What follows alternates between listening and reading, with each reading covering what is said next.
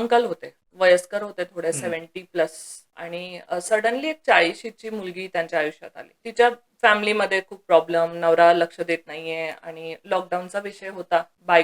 अंकलची बायको वारलेली होती. बाहेर त्यांची भेट झाली कुठे आणि सडनली इतकं अट्रॅक्शन फील झालं. मग या अंकलनी तिला मदत करावी म्हणून त्यांनी तिच्यासाठी शॉप वगैरे ओपन करून दिलं. तिला ओके. फायनान्शियली खूप जास्त हेल्प केली बिकॉज ते पण एकटे होते. त्यांना वाटलं की हां. ही है ना एक कंपॅनियन होतीये माझ्यासाठी आणि सगळं तिचं सुरळीत चालायला लागलं. घरामधून व्हॅल्यू भेटायला लागली, किंमत भेटायला लागली. सडनली ती बदलली. आता ह्यांना तर ते चीट केल्यासारखं वाटायला लागलं. म्हणजे ह्यांना तर मी सुसाईड करणार आहे, मला जगूच वाटत नाही. मी 4 वर्ष ओह! मला सवय झाली हिची. मग त्यांचं पास्ट लाईफ रिग्रेशन केलं गेलं. त्याच्यामध्ये कळलं की हे दोघं पास्ट लाईफ मध्ये बिझनेस पार्टनर होते. ओके. दोघांनी आपलं सगळं होतं नव्हतं ते सगळं लावून त्यांनी एक बिझनेस उभा केलेला. ते अंकल होते ते थोडेसे स्वार्थी होते. दुसऱ्या फ्रेंडला त्यांच्या चीट केलं आणि त्याचं ओके. सगळं असं लीगल डॉक्युमेंट वगैरे बनवून सगळं स्वतःच्या नावावरती करून घेत म्हणजे हकलून टाकलं. अक्षरशः जसं ओके. पिक्चर मध्ये हां, दाखवलं ना हां, हां. प्रॉपर विलन वाला त्या टाईप. एखाद्याचा खाताय पैसा त्यांनी लावलेला. करेक्ट, तो करेक्ट. मरताना त्या माणसाला हार्ट अटॅक झाला. तो हार्ट अटॅकनीच मेला. म्हणजे इतकं दुःख झालं त्याच्या मनामध्ये. हां, हां. मग तो